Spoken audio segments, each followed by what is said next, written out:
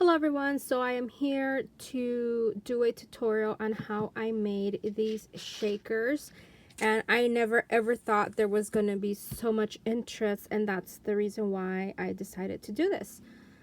So I'm going to show you the supplies that I used. I'm only going to make one shaker, and it is the same way I made all of the rest. I already showed you in this video the dies that I used, but we are going to work with this one. This is the Tim Holtz TikTok, and there's the item number. So unfortunately this die has been discontinued, but you might be able to find it on Amazon, and I will have that link in the description box in case you're interested. That's if I find it. A lot of people have been asking me about the foam that I use. So that thick foam is this one, and I am very sorry that on that one video I told you guys I got it from Walmart. It's just that day I happened to buy a poster board from Walmart, the thick one, and I confused it. So this is from Michael's, and it comes in the color white and black. I will also have a link to this thick foam. And so here, I don't know which one of these is the item number, but like I said, I will have it in the description box, a direct link to the foam. This is 6 millimeters, not 8. Yeah, I had all of my information wrong, you guys, and it goes for $1 a sheet, and as you can see, it is a 9x12. And another item that I used is this one right here, and this is the acetate sheet. These sheets, I happen to have gotten them from eBay.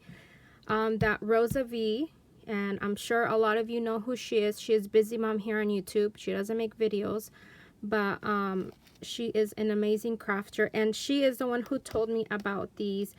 And at the time, the seller this happened to be the last one, but I don't know if they have more. It is thin. It is very thin, almost like copy paper thin. No, a little bit thicker than that. But I mean, as you can see, I haven't used it much. There's still a lot in there, and here is the information in case you need it.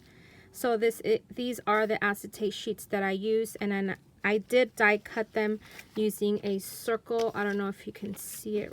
You can see it right there. There's the circle. And on some of them, because I was lazy, I actually hand cut them out. Traced it with a Sharpie, and then I cut it out with my scissors. Now let me move this to the side, and we are going to cut one of these, and I'm going to show you how I sandwich these, because a lot of people have asked me also how to cut steel rule dies, so we're going to do that together. Okay, so I know that my machine uses the whole entire screen, but what I wanted to tell you is this is the machine that I use, but you can use any die cutting machine that uses steel rule dies. So I have the Big Shot Plus, but you can also use the regular Big Shot.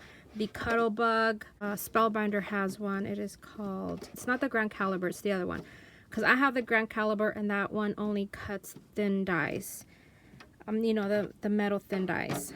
It does not cut steel rule dies. Okay, and so this is thicker, as you can see, and what's nice about these dies is that you can pretty much use any material. You can even use, you know, that thin wood. You can certainly use that. You can use faux leather. Obviously you've seen that I'm about to cut this one up, so I have already cut it down to size because the sheet was just a tiny bit too wide. So I'm going to put a cutting plate. Don't pay attention to my cutting plates, you guys. They are very well loved, as you can see, and they don't last very long. I don't know if it depends where I got them from, but the ones that I got from Stampin' Up, I have no idea if those are made a special way, but those lasted me forever.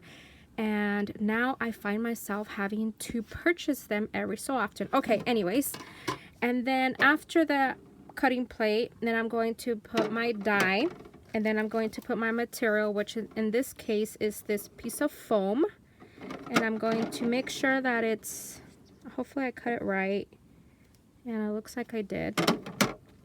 And then I'm going to top it off with the second cutting plate, and I'm just going to run it through the machine, and it is going to be kind of tough because I mean it's pretty thick, you guys.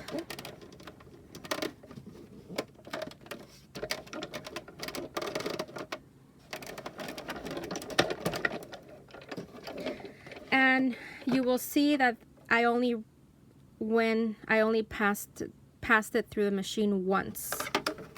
So I'm not going to edit this out because I want you to see exactly what that looks like. So you know what, let me just move this machine to the side really quick. And, oh, and let me move my ugly plates. Okay, and look at it, you guys. It cut perfect. So all you do is just pop everything out of here. And look at that. This is amazing. And then for these little ones, I just like to use, let's use my scissors just to punch them out pretty much. And there you go. And there it is, you guys. So because this is thick foam, I only had to cut it once. If you use the regular foam, then I like to cut that out 2 times. So 2 pieces of foam, and then I would just adhere them together. Okay, so the next step would be to cut it out again using my pattern paper, and in this case I used that one. And also I'm going to cut it out and I also cut it out in just plain white because I'm going to sandwich in between the 2 pieces. In between these 2 pieces, I'm going to sandwich this piece of acetate right here. And when I'm done, it's going to look like this. So let's go ahead and do that. Okay, and the adhesive that I've been using to adhere all of this down is this one right here. And this is the silicone liquid glue. It is pretty much the same thing as hot glue, but in liquid form. So the first thing I'm going to do is I'm going to add just a small amount of glue onto this piece of paper, or this die cut already. That I'm going to add my acetate sheet onto that opening. Okay. Now I'm going to get my second piece of die cut, and now I'm going to add adhesive to everything because I'm going to adhere this. I'm going to sandwich that in between just to, you don't have to do this, actually, yeah. I like to do this part to add more stability to my die cut. Plus, I also prefer to use liquid glue with this in case I need to move it around. It is much easier. It gives you some time to do that. Okay, so as you can see, that is done.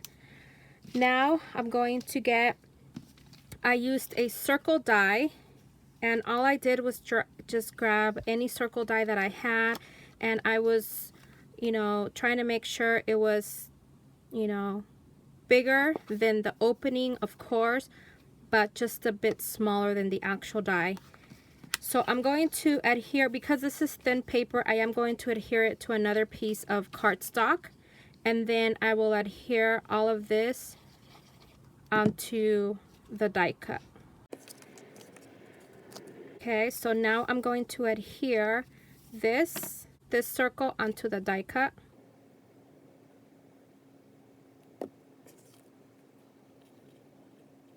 And that's what that's looking like so far. Okay, now that I've adhered the back, I got some sequins out, and this sequence is from Dollar Tree. These are from Tuesday Morning, and this big bag right here is from downtown LA.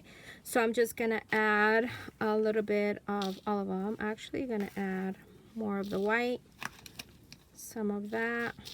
I just want a hint of color of this one. Some pink. I love these. Plus I love the container. It's so easy to just pour it in here. And let's see, a little bit more pink. And let's do some gold. I just want a hint of gold. And that looks pretty good to me. So now all that it's left is add the final die cut, and it is pretty much done. Before you add it, make sure it's nicely cleaned. I just like to use my shirt, but you can use anything, because sometimes there's dust or you can get your fingerprints on there. And again, I'm going to use this silicone glue. I'm going to add it all around the die cut. Now this is the foam part right here, so I'm going to add it this time. I'm going to add it all around the edges. Make sure I get every single corner so that it doesn't fall apart on me. And so far, just so you know, these have been exposed here to the sun because I've had them here next to my window and they haven't fallen apart. And it's already been like a week since I've made these shakers. And the reason why I'm telling you this is because sometimes with the heat, you know, they can the layers can start separating. And that's happened to me before. And yeah, so I'm glad that I am kind of glad that sometimes I take long to send things out, because if I would have sent out that shaker card a long time ago that fell apart on me, it would have fallen apart on that lady. All right, and that is it, you guys. And yes, this is a shaker, so I am going to shake it because I love shaking it. Okay, that's it for today. Hope you've enjoyed this video. Hope it helped you better understand how I made these shaker embellishments, because like I said, I did get a lot of requests on how I made these, the materials I used. And if you still have more questions, please just ask them. Oh, and before I forget, I will also have a link to where you can buy this tool right here. It is called, oh my gosh, I forgot what it's called, but I will link it down below. I got this from Amazon. Thanks so much for watching. Bye, everyone.